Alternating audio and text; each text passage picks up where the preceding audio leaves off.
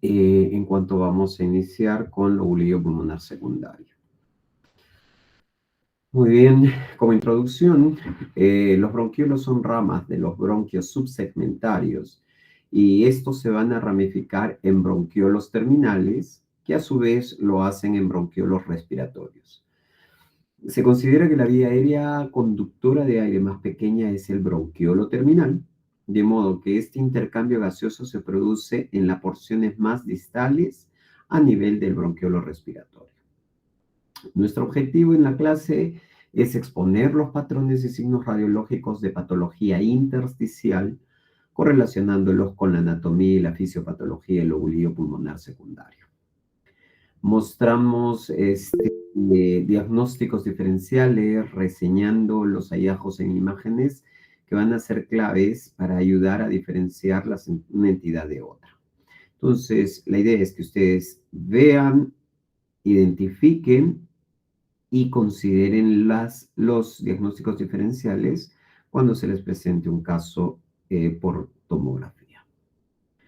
Lobulillo pulmonar secundario. Ya lo habíamos visto antes en la gráfica, hoy lo repetimos y lo repetiremos durante todo lo que resta del ciclo, porque esta es la base fundamental para poder entender, para poder identificar las patologías y si esto lo traspolamos a la parte fisiopatológica, con la parte clínica obviamente, van a tener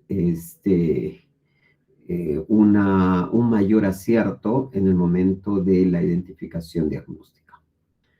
Entonces, el lobulillo pulmonar secundario, unidad pulmonar más pequeña, rodeada por tabiques de tejido conectivo, mide aproximadamente 1 a 2 centímetros, compuesto por 5 a 15 acinos pulmonares y que contienen los alvéolos para la realización a este nivel del intercambio de gases. Ya lo hemos visto,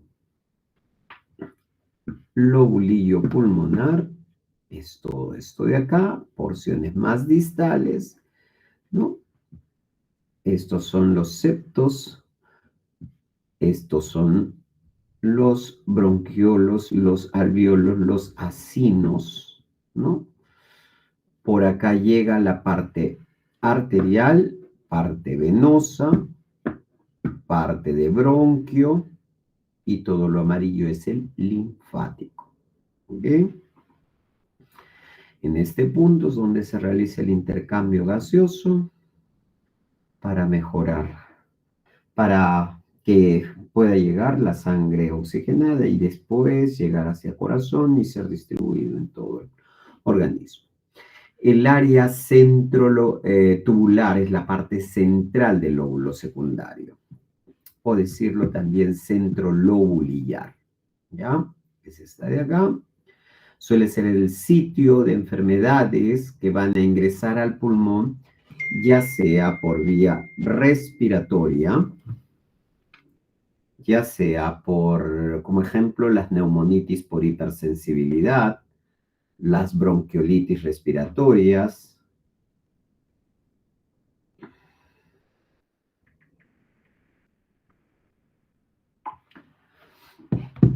los enfisemas centrolobulillares, que son manifestaciones imagenológicas. El área perilinfática, que sabemos que corresponde a toda esta parte de acá, ¿no? Parte periférica del lóbulo secundario, suele ser el sitio de enfermedades que se localizan en los vasos linfáticos de los septos interlobulillares. Es decir, acá van a primar las enfermedades como son sarcoidosis, carcinomatosis linfangítica, edemas pulmonares, por mencionar las más frecuentes. Estas enfermedades generalmente también se localizan en la red central del sistema linfático que van a rodear el paquete broncovascular. ¿A qué nos referimos? En toda esta parte de acá. ¿Ya? Esto de acá y esto de acá. Entonces, acá, sarcoidosis. En toda esta parte de acá y van a tener un aspecto arrosariado que ya lo vamos a ver en la descripción de la enfermedad. tenemos esta parte perilinfática, tenemos esta parte centrolobulillar y tenemos la de los septos paralinfáticos. ¿Ok? Toda esta parte de acá. Entonces, bien la enfermedad se puede centrar acá, bien la enfermedad se puede centrar en esta parte de acá, ¿no? Entonces, en la tomografía de alta resolución, la interpretación de nosotros cuando veamos que haya una manifestación va a ser, tenemos que identificar cuál es el patrón, si es un patrón nodular, si es un patrón reticular, si es un patrón de alta atenuación o si es un patrón de baja atenuación. Esto de los patrones de alta y baja atenuación es lo que vamos a ver a continuación. ¿Ya? Ya sabemos qué patrón es reticular, es el engrosamiento de los septos. ¿Cuándo es nodular? Cuando vamos a ver la presencia de estos nódulos que puedan o no acompañar al engrosamiento septal o estar diferidos, como es la parte centrolobulillar. Y cuando hablamos de patrón de alta atenuación, hablamos si en rayos X será radioopacidad, en tomografía es hiperdensidad. Ya son hiperdensos. Entonces, de alta atenuación es hiperdensidad, baja atenuación es hipodensidad. Lo que vamos a pasar a describir de aquí en adelante van a ser todos los patrones de alta atenuación. ¿Ok? Ahora, esto es el patrón, ¿no? El patrón dominante. Si es reticular o si es nodular, si es de alta atenuación o de baja atenuación. Cuando esto por patrón dominante. Ahora, la distribución en el lobulillo pulmonar secundario. ¿Cómo se distribuye la afectación? Si es en la región centrolobulillar, si es en la región perilinfática o si es aleatoria. ¿A qué nos referimos? Si es que es centrolobulillar, si es paralinfática o es indistinto. Se presenta acá, se presenta acá, se presenta por acá, se presenta por acá. Y a eso se le dice random o aleatorio. Y la distribución dentro de lo que es el mismo pulmón. Si la zona que está afectando es las zonas superiores o si son las zonas inferiores o si son las regiones periféricas o perihiliares, si son centrales, ¿ya? Si es en la región iliar, si la manifestación es periliar o si la manifestación es subpleural, alejado, periférico, ¿ok? Entonces, para empezar a hacer una interpretación, primero tengo que decir, ¿es un patrón, es reticular o es nodular? Ah, reticular, perfecto. ¿Es de alta atenuación o de baja atenuación? Es de alta atenuación, listo. ¿Cuál es la distribución? Abarca la parte del lobulillo pulmonar secundario. Centro lobulillar, ¿es perilinfático o es aleatorio? Hago esa subclasificación y de ahí miro y digo, ¿ocupa la parte central? ¿Ocupa la parte periférica? ¿Ocupa la parte superior o ocupa la parte inferior?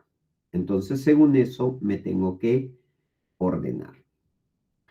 Entonces, en vista de que vamos a empezar patrones dominantes, vamos a hablar del patrón reticular. ¿Y qué es un patrón reticular? Patrón reticular es el engrosamiento,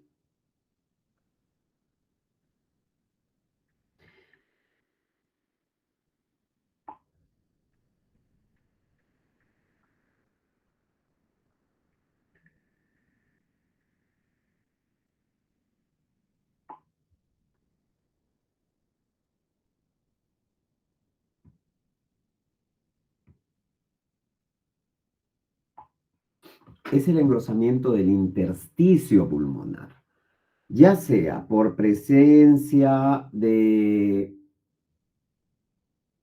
tejido de fluidos, de tejido fibroso, infiltraciones por célula como resultado de un patrón de opacidades reticulares, debido esto a los engrosamientos de los septos interlobularios. Entonces, engrosamiento. Patrón reticular es el engrosamiento a nivel del intersticio. ¿Qué genera el engrosamiento? Pues son muchas las causas, pero lo importante es la identificación de ese engrosamiento.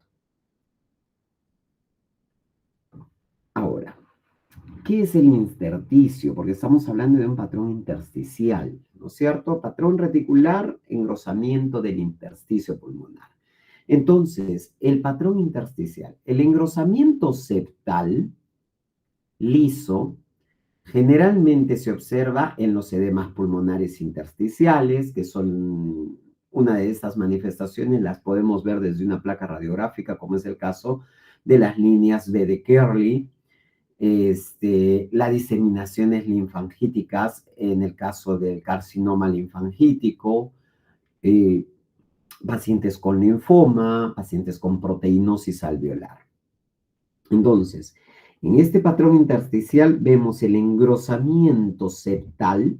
Hemos visto cómo es el lobulillo pulmonar secundario y eso lo vamos a replicar a la parte más superior y vamos a ir viendo cómo los septos se van engrosando. Entonces, este engrosamiento septal lo vamos a observar en edema pulmonar intersticial, lo vamos a observar, como es el caso de las líneas B de Kerley. Eso no quiero que se olviden, porque eso lo vamos a ver desde la misma placa radiográfica.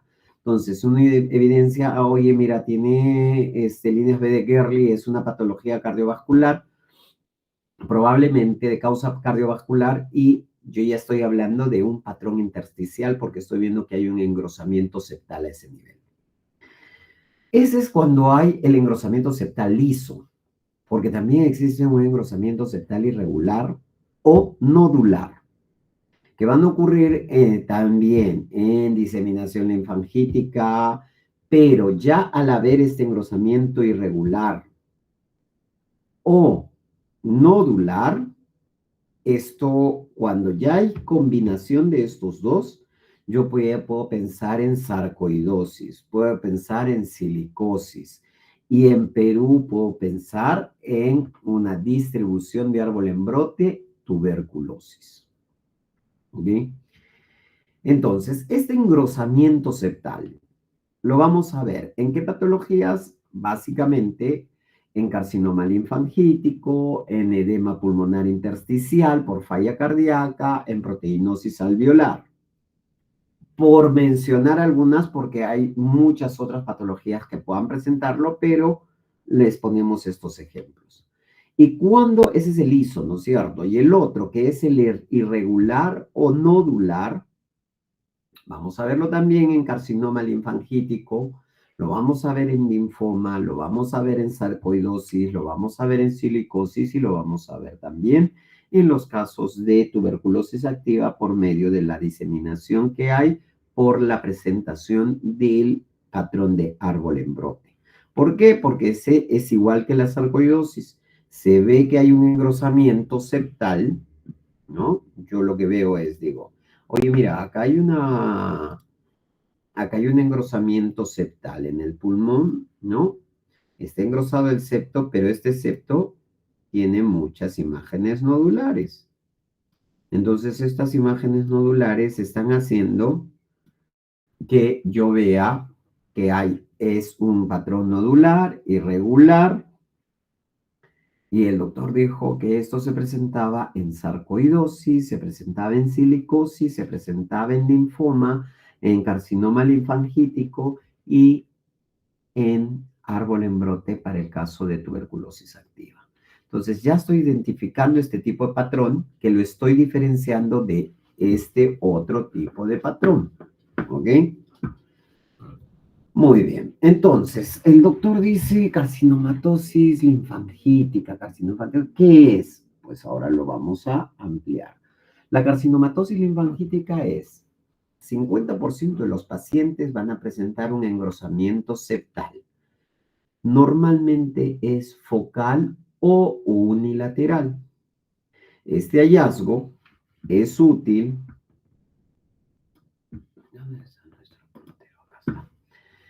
Este hallazgo es útil para distinguir la carcinomatosis linfangítica pulmonar de otras causas de engrosamiento septal interlobular, como es el caso de la sarcoidosis, edema pulmonar cardiogénico.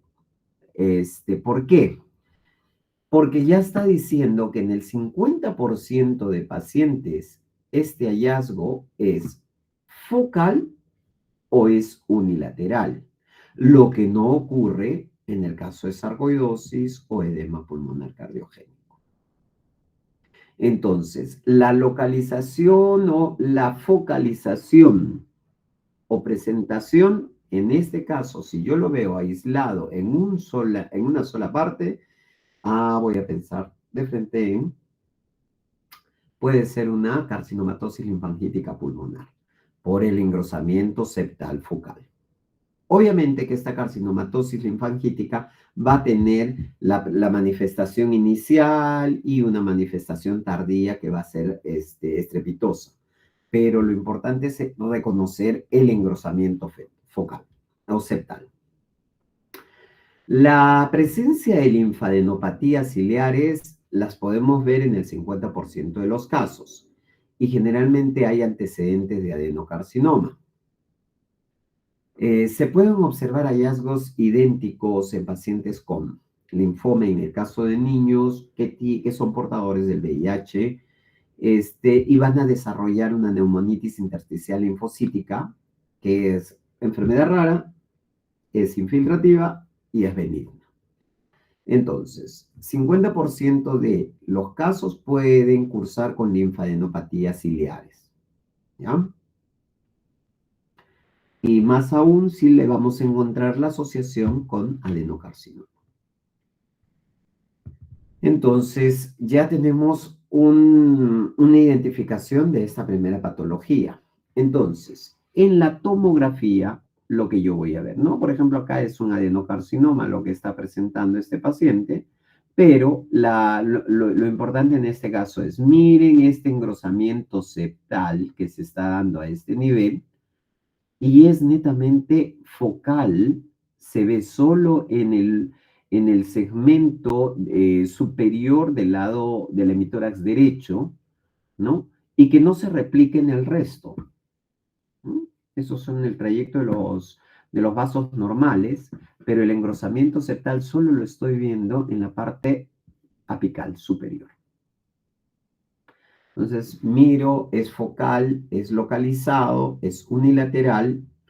Por ahí que estoy viendo que hay una lesión acá y digo, mira, esto puede ser una carcinomatosis linfangítica pulmonar y vamos a buscar alguna adenopatía y sí la tenemos, mira, a este nivel, ¿no? ¿Y con qué está relacionado? Oye, mira, esta lesión está acá, es una lesión que impresiona ser una patología, considerar adenocarcinoma por la asociación que vamos armando. Y decimos con posibilidad de adenocarcinoma, ¿no? Por la presencia de la linfadenopatía. Pero el patrón es engrosamiento focal unilateral del engrosamiento septal. El edema pulmonar cardiogénico. Es una combinación de este engrosamiento septal y de la opacidad en vidrio deslustrado o vidrio esmerilado. Estamos hablando de patrones de alta atenuación. Ojo. Este engrosamiento va a generar que el intersticio peribroncovascular, ¿no? Que es como un manguito peribronquial, se va a mostrar con el engrosamiento de las fisuras que también pueden estar presentes y que son frecuentes. Hallazgos adicionales, una cardiomegalia, puede haber efusión pleural, ¿no? Puede estar presente la efusión pleural. Entonces, engrosamiento septal asociado a vidrio deslustrado. Y es peribroncovascular, ¿no? Es decir, de la región iliar va abriendo los bronquios y alrededor de estos es que se va a ver este vidrio deslustrado o vidrio esmerilado, que es lo mismo. Si es que yo la cisura mayor o la cisura menor o la cisura accesoria o la cisura de ácidos o en el caso contrario, en el otro hemitórax encuentro engrosamiento cisural, esto no me va a desvirtuar la posibilidad de que sea un edema pulmonar cardiogénico. ¿Por qué? Porque puede hallarse este hallazgo. Entonces, miren este engrosamiento perfecto, engrosamiento septal, engrosamiento septal, engrosamiento septal, engrosamiento septal, un engrosamiento cisural, ¿no? Engrosamiento septal, septal, septal, pero estas cosas que nosotros estamos evidenciando acá, que se ve como un tul sobre el campo pulmonar, es lo que a mí me muestra que esto es el vidrio deslustrado. ¿Ok? Entonces, mira, acá tenemos el vidrio deslustrado asociado a un engrosamiento septal. ¿Ok? Bilateral y es peribroncovascular. Alrededor de los bronquios, alrededor de las estructuras arteriales, venosas, por eso es peribroncovascular, y alrededor de este vemos el vidrio deslustrado, ¿no? Entonces decimos, más la asociación que podamos ver si bajamos más la imagen y vemos que tiene un corazón agrandado, tiene una cardiomegalia, decimos, este es un edema pulmonar cardiogénico, como posibilidad diagnóstica.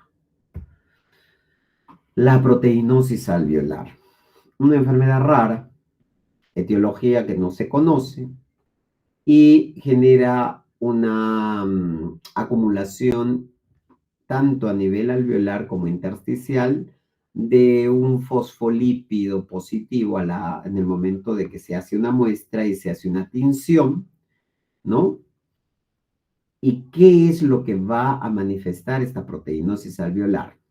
Nos va a dar un engrosamiento septal, nos va a dar opacidad en vidrio deslustrado o esmerilado, es lo mismo, de distribución irregular. Se pueden ver afectados algunos lóbulos y otros no. Y cuando esto ocurre, cuando hay zonas afectadas y zonas indemnes o sanas, se le llama crazy paving, ¿ya? Un pavimento loco.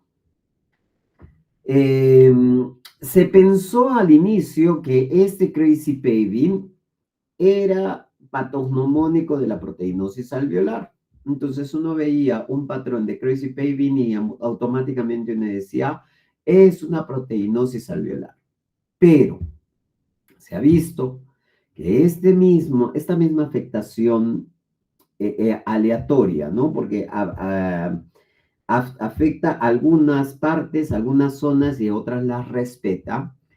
Esto también se veía en enfermedades como las neumonías por neumocistis carini, carcinomas broncoalveolares, sarcoidosis avanzadas, neumonías intersticiales no específicas, que son los NINE, las neumonías organizadas, el síndrome de dificultad respiratoria del adulto y en algunos casos de hemorragias pulmonares. Entonces, el crazy paving dejó de ser solo como identificador de proteínas alveolar y entraron todos estos otros como enfermedades de diagnóstico diferencial. Este es un patrón de proteinosis alveolar, ¿no? Miren la afectación que tenemos. Acá está afectado, todo esto está afectado. Vemos este engrosamiento septal y el vidrio deslustrado que afecta acá, pero la zona subsiguiente está respetada.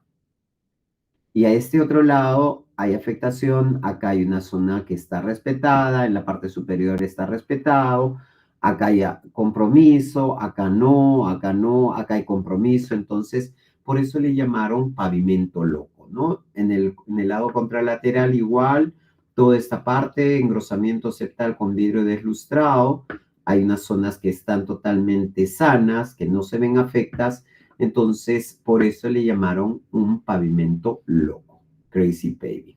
Entonces, cuando veamos un patrón así, tenemos que investigar primero si es que proteinosis alveolar, causa desconocida, no la conocemos, no sabemos quién es el agente causal, pero entra como diagnóstico diferencial. La neumocistis carini, eso sí es fácil de darlo, van a ver los criterios clínicos, van a ver de repente algún tipo de broncoscopía que pueda sacar, pruebas de esputo, estudios y todo eso que vayan a hacer las identificaciones respectivas para al final poder dar un diagnóstico. Pero nosotros vamos a postular siempre dentro de los diferenciales, ¿no? Pero esta es la manifestación del patrón de proteinosis alveolar y agarramos este patrón de crazy baby. Encontramos otro patrón que es el Hohenheim-Conde, panal de abeja. Pero este patrón lo vamos a también a desarrollar cuando veamos los patrones de baja atenuación. En este patrón de alta atenuación, ¿por qué vemos el Hohenheim? Por el engrosamiento septal. La parte reticular se va a ver engrosada, pero va a estar engrosada rodeando estructuras que van a ser básicamente de aspecto quístico. Por eso es que se ve como un panal de abeja. Y este panal de abeja debería ser considerado como un patrón de baja atenuación, que también lo vamos a mencionar, pero ese engrosamiento septal que lo rodea le da también su particularidad como un patrón de alta atenuación. Visto básicamente en tomografía de alta resolución, como les decía, la apariencia básica es la apariencia quística. Ojo que esta manifestación quística es irreversible. El pulmón pierde cuando ya se forman estos quistes. Es la representación de la destrucción del parénquima pulmonar. No hay marcha para atrás y esto tiende a llevar al paciente hacia la fibrosis pulmonar en el caso de la presencia de este patrón de panal de abeja.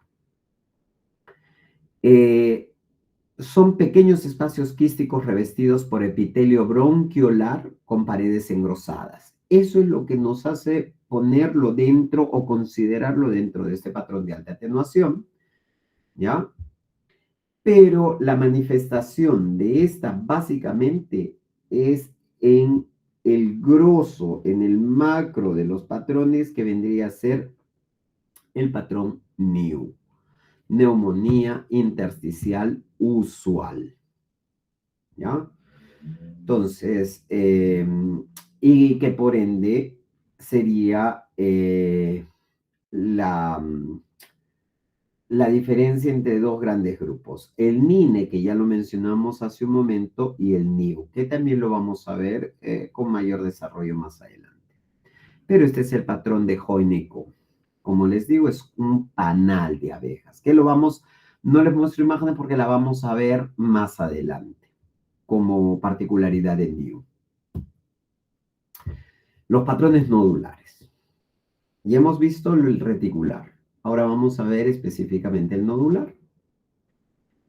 La distribución de nódulos mostrada en la tomografía de alta resolución es el factor más importante para hacer un diagnóstico preciso en el patrón nodular.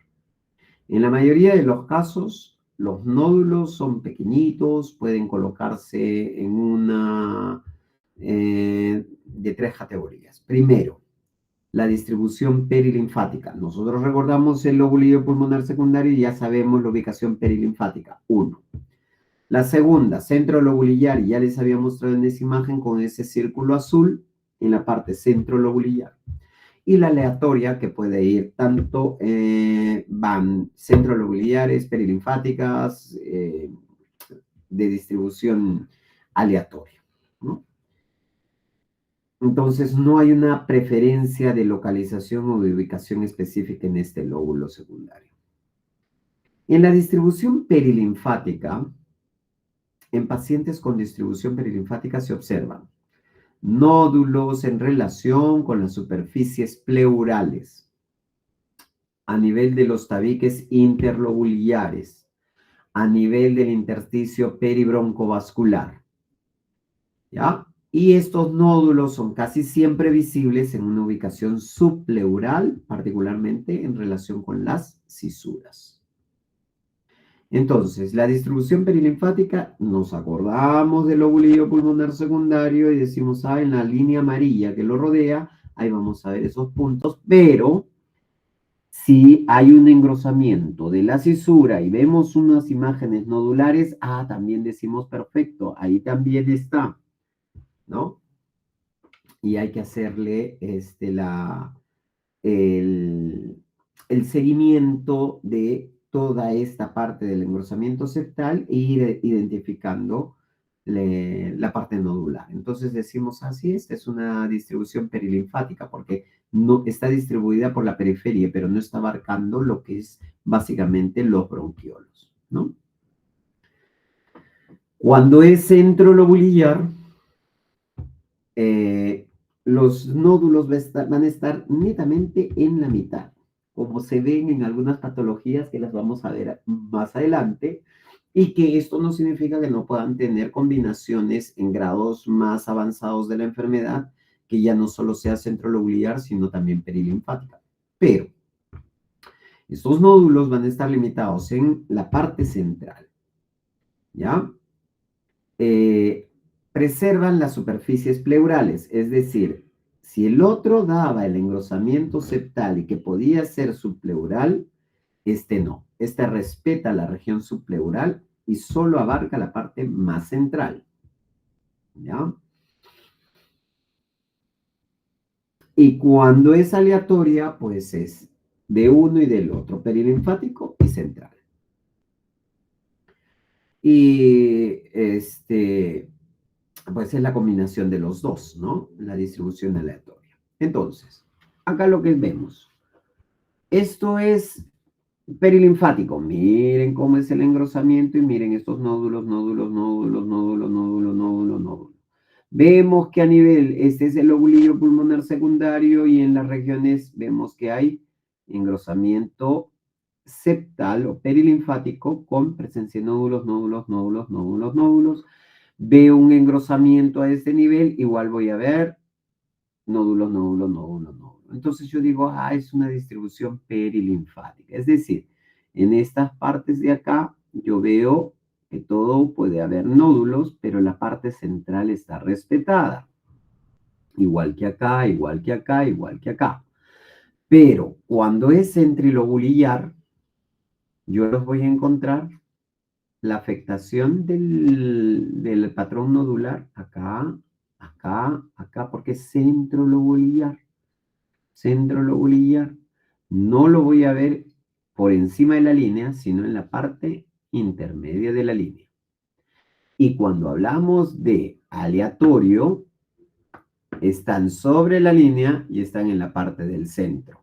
Están sobre la línea, en la parte del centro, parte del centro, sobre la línea. Entonces, no tiene una predilección de afectación. Y eso hay que saberlo identificar también.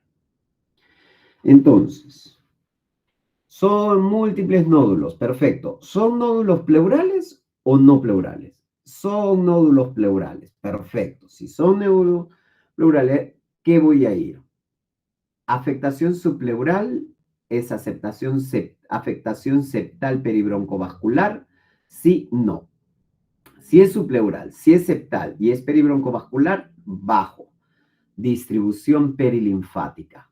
¿Por qué? Porque ya dijimos que el nodular no afecta la porción subpleural, ¿no? Pero el engrosamiento reticular sí. Entonces, subpleural. ¿Por cuánto? Distribución perilinfática, porque está alrededor.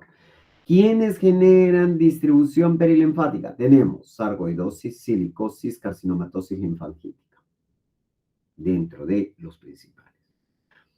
¡Pum! Postulo mis posibilidades diagnósticas. Los nódulos pleurales son difusos y no tienen predominancia, es decir, son random. Son de distribución randomizada. ¿Quiénes generan esta distribución randomizada? Las metástasis, las tuberculosis miliares y infecciones por hongos.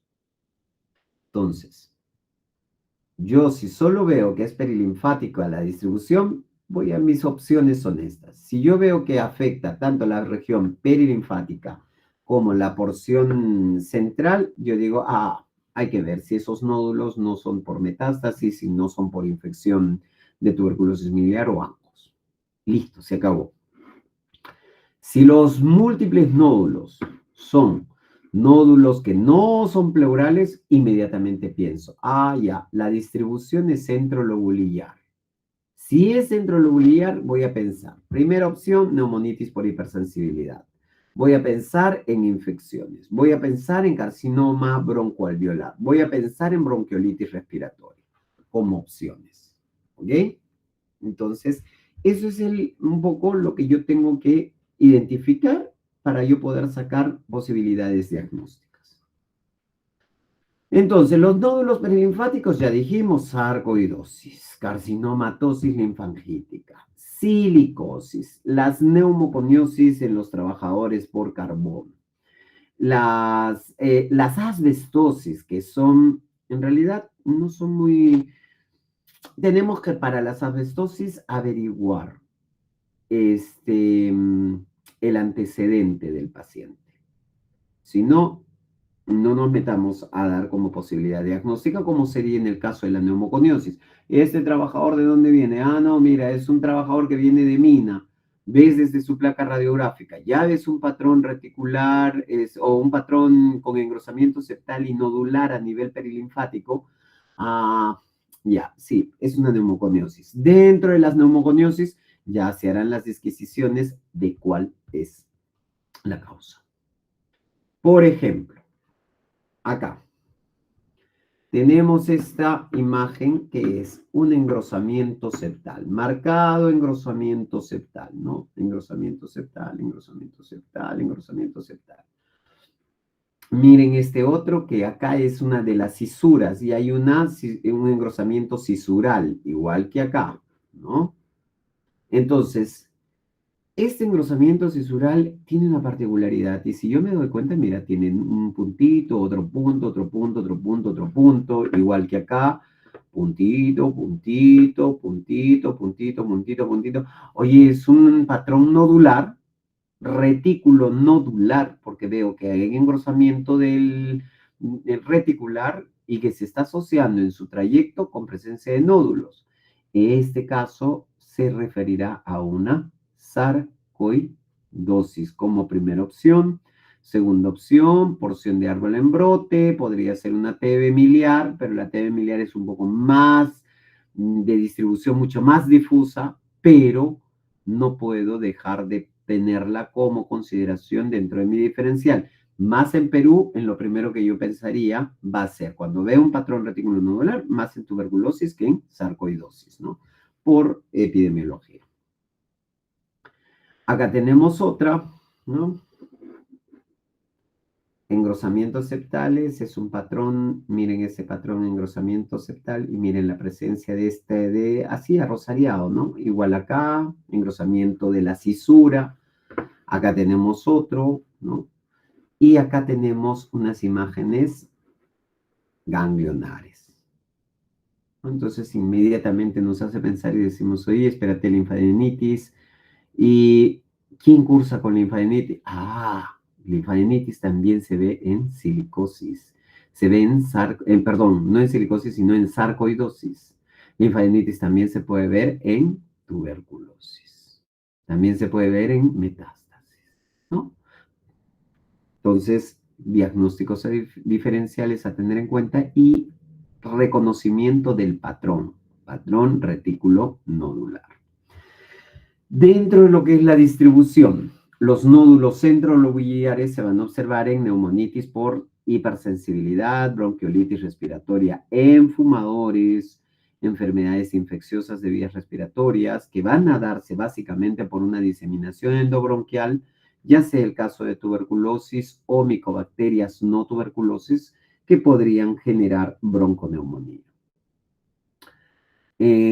Poco frecuente de la distribución centrolobular es en los casos de carcinoma bronquiolveolares, edemas pulmonares, vasculitis, ¿no?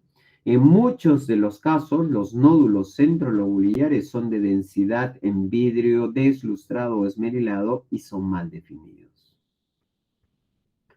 Entonces, según su distribución, si son centrolobulares, que es en la parte en medio, ya sabemos. Primera opción, neumonitis por hipersensibilidad. Y miren cómo se ve acá, ¿no? No vemos un engrosamiento septal, solo estamos viendo un patrón nodular. Y si nosotros vemos en esta parte de acá, es netamente centrolobular. Entonces yo miro y digo, oye, mira, se ve como un patrón en vidrio deslustrado, pero no veo engrosamiento septal, porque recuerden el lobulillo pulmonar secundario tenía unas imágenes lineales que se venían por estos lados. Entonces lo primero que uno piensa y dice, puede ser la neumonitis por hipersensibilidad. Una opción, ¿no? Como primera opción que podría ser a tener en cuenta, ¿no? Y es un patrón netamente centrolobular. Mi primera opción, neumonitis por hipersensibilidad. De ahí ya le voy poniendo los otros diferenciales. El patrón de árbol en brote, que lo hemos mencionado desde hace mucho y son nódulos centrolobulares. El reconocimiento de árbol en brote es valioso para reducir diagnósticos diferenciales. ¿Por qué? Porque nos describe la apariencia de una estructura de ramificación irregular. Es un patrón de engrosamiento reticular con patrón nodular, ¿no? Más identificable es en la parte periférica del pulmón, y podríamos decir que tiene predilección por los segmentos superiores, medio y superior, ¿no? Representan bronquiolos centrolobulares dilatados e impactados, ya sea con mucosidad o con pus. Y es visto, como les había dicho, en paciente con antecedente de tuberculosis y que recibió tratamiento y yo le encuentro árbol en brote y yo digo, hay una activación de la enfermedad de tuberculosis. Así de simple. Entonces, miren, centrolobular es como un vidrio deslustrado. Árbol en brote es como sigue el recorrido del bronquio. Miren, ¿no? Del lobulillo, de los acinos, lo sigue. Lo sigue. El otro solo es un vidrio deslustrado que se pone como una cortina sobre. Este no, este abarca, porque les dije que este era el bronquio, ¿no es cierto? Y miren cómo a nivel distal, en todo donde se tiene que hacer el intercambio, aparece este patrón retículo nodular a nivel de lo que es el lobulillo pulmonar secundario, a nivel de los acinos. Entonces, árbol en brote, mi primera opción, infecciones. ¿Qué puede ser? Tuberculosis. ¿Qué otra cosa? Infección por Mycobacterium avium. Otra cosa pueden ser bacteriales. Otra cosa pueden ser hongos, en los casos infecciosos. En las enfermedades respiratorias, fibrosis quística y presencia de bronquiectasias.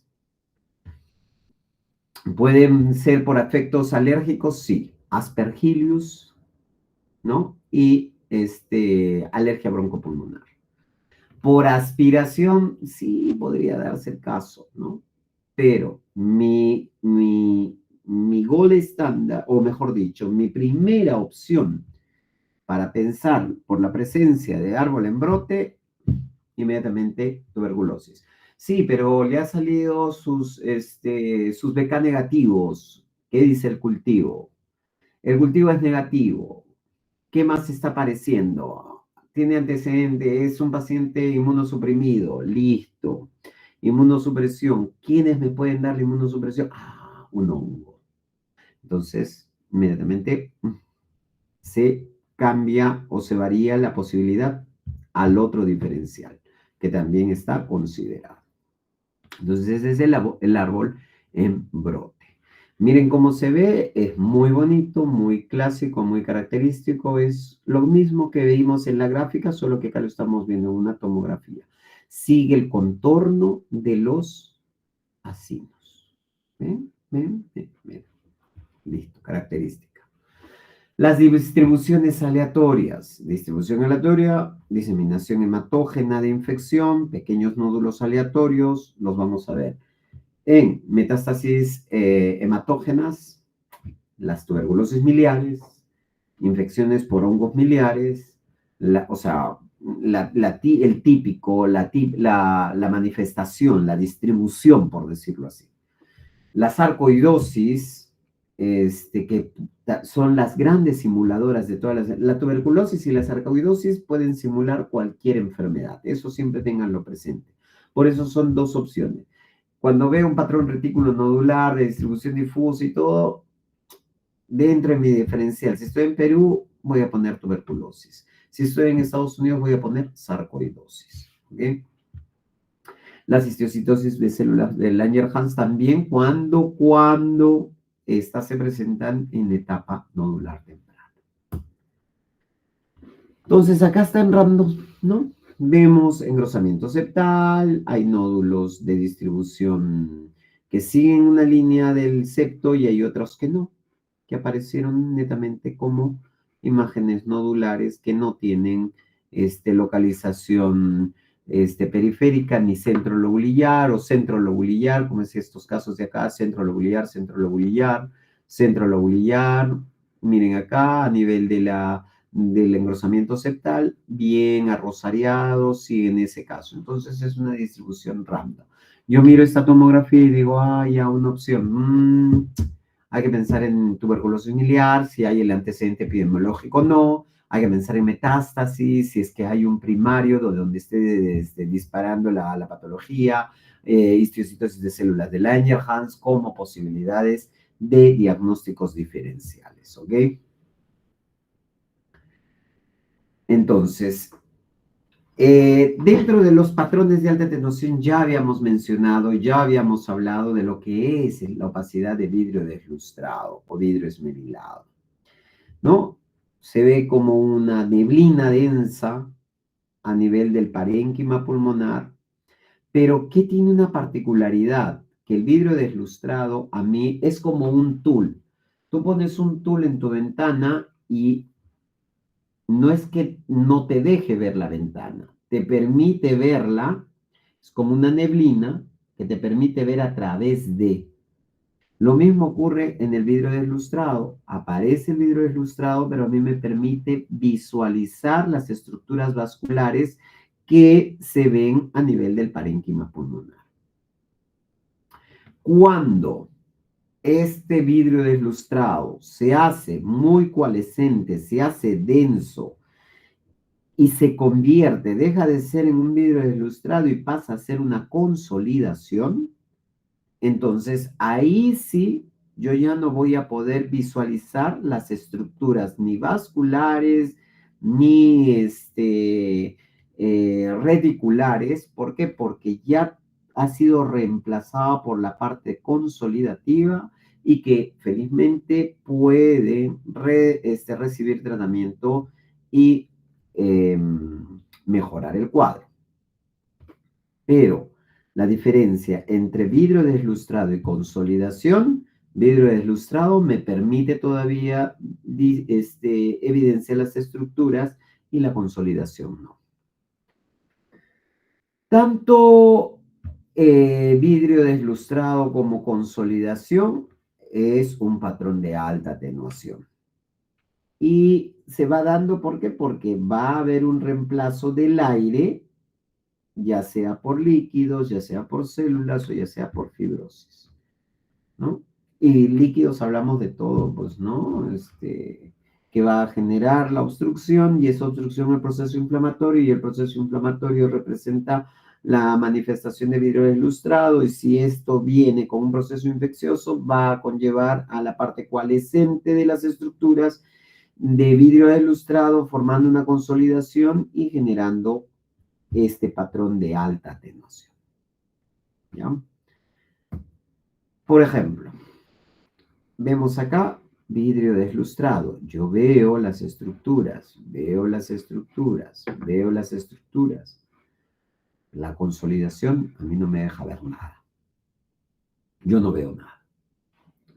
Ambos están presentes por un proceso inflamatorio que hay un reemplazo del aire por una obstrucción, por presencia de fluidos y qué sé yo, ¿no? Solo que acá está como un proceso inflamatorio y acá es más ya un proceso que también es inflamatorio, pero de aspecto coalescente, por eso es que se forma la consolidación, no permitiéndome la visualización de ninguna estructura que pudiese estar a ese nivel. El vidrio deslustrado va a rellenar los espacios alveolares, ¿no? Es ese, cuando, mejor dicho, es la manifestación del relleno del espacio alveolar. Ese relleno inicialmente va a estar generando un proceso inflamatorio, pero si uno no empieza a darle el tratamiento a la importancia, eso se puede ir generando como presencia dependiendo de la causa, puede ser edematosa, puede ser hemorrágica, eh, células tumorales, presencia de pus, ¿no? Que van a desencadenar. Genero la obstrucción con cualquiera de estas estructuras anteriormente mencionadas y eso me genera toditito el vidrio deslustrado. El engrosamiento del intersticio o de las paredes alveolares, que las vamos a ver no tanto como en una placa radiográfica, pero sí en una tomografía de alta resolución, y que las vamos a ver como este engrosamiento como una especie de fibrosis, que en muchos casos no lo es, pero lo vamos evidenciando. Puede ser una enfermedad, puede conllevar desde un proceso inflamatorio leve a un deterioro posterior, claro que sí, dependiendo del agente causal. Puede llegar hasta la fibrosis pulmonar y sabemos que la fibrosis pulmonar ya es irreversible y sí, dependiendo. Pero para esto tenemos que primero conocer los dos grandes patrones, que son el NINE y el NIU. Y en esto se van a englobar muchas de las causas que podrían conllevar desde el proceso inflamatorio, la manifestación de vidrio deslustrado, hasta una consolidación o hasta una destrucción de parénquima pulmonar. La ubicación de las anomalías en el patrón de vidrio deslustrado es útil porque cuando es en la zona alta, arriba, ápice, lóbulos superiores, yo veo y digo, ya, es neumonía por neumocistis carini o puede ser una bronquiolitis respiratoria por localización, porque recuerden que habíamos hablado de patrón, habíamos hablado de compromiso, si es reticular, si es perilinfático, si es centrolobulillar. Y también teníamos que ver lo que es en zona superior, es en zona inferior o en zona baja, media o baja. Entonces, cuando es la zona alta, bronquiolitis respiratoria, pueden ser neumocitis carini. Cuando el predominio de la zona es más baja, ahí vamos a pensar en NIU, en NINE, ¿no? Que normalmente son los grupos más grandes, por si acaso, ¿ya? Y en neumonías de distribución idiopática. Pero el NINE y el NIU son los más importantes a, a, a ser identificados. Porque una identificación a tiempo, ya sea por una patología reumatológica, si yo encuentro un tratamiento, la agente causal y el tratamiento, voy a, de alguna manera, evitar el mayor compromiso a nivel de parénquima pulmonar. ¿Ok? Entonces, la distribución, cuando la distribución es centrolobulillar, pueden ser, ya dijimos, neumonitis por hipersensibilidad y bronquiolitis respiratoria en cuanto a distribución. Pero los predominios son alta, bronquiolitis respiratoria, neumocitis carini dentro de los principales, y cuando es más baja, pensemos en NIU, en NINE y en DIP. Opacidad en vidrio ilustrado. Cuando es agudo, edema pulmonar. falla cardíaca o síndrome de distrés respiratorio del adulto. Cuando pueden ser hemorragias pulmonares. Cuando pueden ser neumonías por neumocistis carini, micoplasmas o virales. Vidrio deslustrado agudo. Recuerden cómo es la fisiopatología, no es la obstrucción de la vía aérea y que esto va a generar un proceso inflamatorio por esa obstrucción, por esa presencia, ya sea de células, de fibrosis, de hemorragia, de pus. La neumonía eosinofílica aguda y la neumonitis por hipersensibilidad aguda. ¿Por qué? Porque también tenemos causas crónicas donde también entran las neumonitis por hipersensibilidad. En este caso entran neumonías organizadas. En este caso entran neumonías eosinofílicas crónicas, que también la tenemos acá. En este caso entra la proteinosis alveolar, que ya dijimos que su patrón es engrosamiento septal y presencia de crazy piping, pero no es necesariamente de esta, pero si yo lo veo, lo considero como diagnóstico diferencial. Las fibrosis pulmonares, porque si bien es cierto, ya les dije, está NIU y está NINE. El NINE se caracteriza por presencia de vidrio deslustrados y engrosamientos septales. El NIU se caracteriza por engrosamiento septal y lesiones quísticas en panal de abeja. Y los carcinomas broncoalveolares. Entonces, ¿es el cuadro ocurrido? No, el paciente se presentó ayer, mira, esta tomografía la tiene de su basal y estaba bien. Pasaron 2 días y mira lo que estamos encontrando. Es un vidrio deslustrado, una pacificación en vidrio deslustrado que está... ya, hay que pensar en posibilidades agudas, que son esas. No, ya el paciente viene, tiene una enfermedad de más de un mes y está viniendo con un deterioro.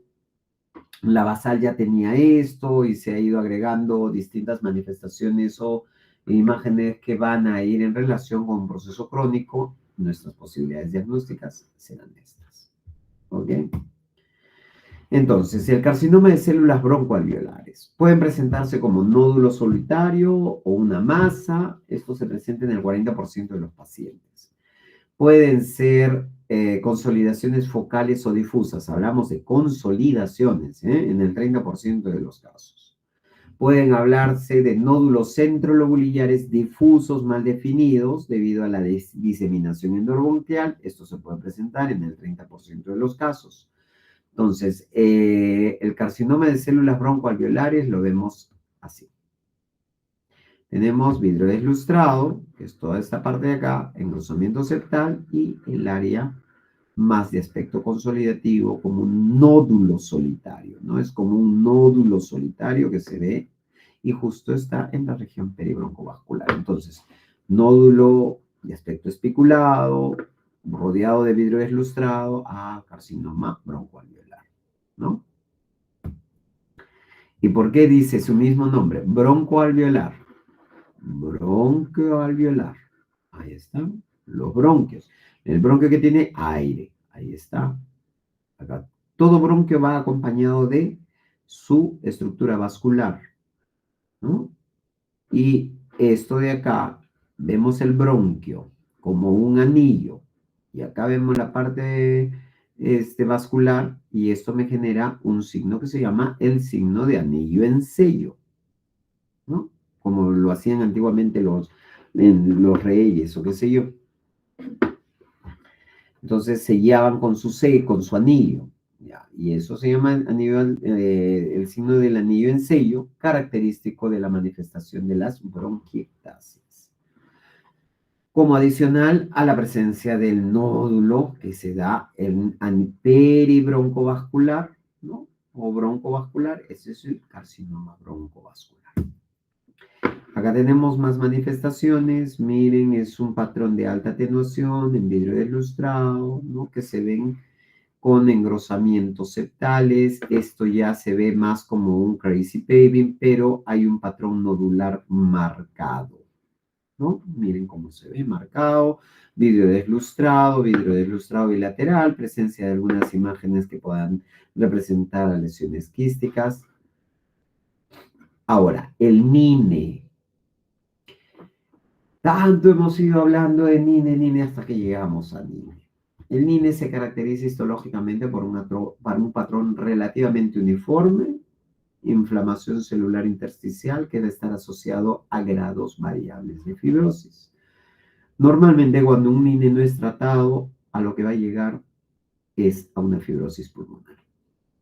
La identificación oportuna es importante para ver qué se puede hacer o encontrar el agente causal.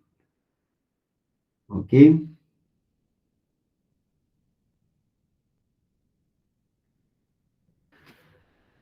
Involucra principalmente las regiones dependientes de los lóbulos inferiores. Ya habíamos dicho, según su zona de afectación, lóbulos inferiores, ¿no? Tanto el NIU y el NINE. Pero el NINE carece de fibrosis extensa con panal de abejas. ¿Por qué? Porque la presencia de panal de abejas es una característica del NIU, de la neumonía intersticial usual. Esta es la neumonía intersticial no específica, NINE. Los NINES pueden ser idiopáticos o estar asociados con enfermedades vasculares, como ya les había hablado, con enfermedades vasculares o colagenopatías, ¿no? Pacientes que vengan con algún tipo de colagenopatía, artrosis, artritis, lupus, qué sé yo. O pacientes con antecedente de exposición a drogas o productos químicos. En el caso del NINE, el pronóstico relativamente bueno. La mayoría de los pacientes responden al tratamiento con corticoterapia una vez identificado, ¿no? Eh, y pues si yo me voy a poner a compararlo el NINE con el NIU, yo voy a decir que definitivamente NINE tiene más opciones de mejoría frente a NIU. Normalmente cuando ya se manifiesta el NIU es de mal pronóstico porque ya tiende a la fibrosis. ¿Por qué? Porque hay presencia de este panal de abeja. Y el panal de abeja que les dije que eran las formaciones quísticas. Y esa formación quística es la destrucción del parénquima pulmonar. Y si se destruye, esto no va a regenerar. La destrucción está y mientras más líneas tenga el panal de abeja, es decir, tenemos una línea, por encima de esta es otra línea, y por encima de esta es otra línea, y por encima de esta es otra línea, mientras más líneas tenga, el pronóstico es peor para el paciente. Entonces, el NINE, miren, este es un NINE, ¿no?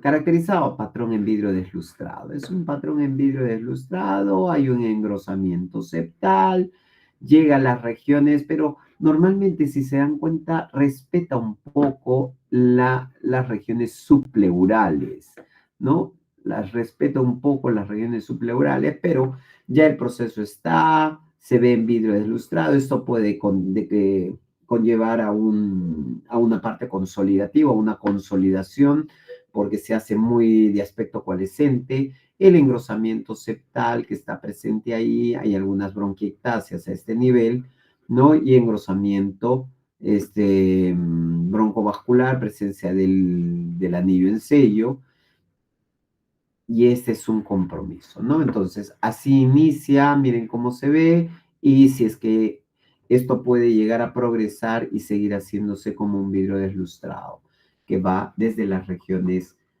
hasta la región subpleural, pero no genera mucha afectación a nivel del lobulillo pulmonar secundario, como si lo hace el NIO. Muy bien. Yo creo que nos vamos a quedar acá en el NINE. En la siguiente clase ya vamos a continuar con los otros tipos de patrones. Y vamos a ver lo que son los patrones de baja atenuación para poder ver a NIU, para poder ver a Hoyne-Combs. ¿No? No sé si hasta acá ustedes tienen alguna pregunta.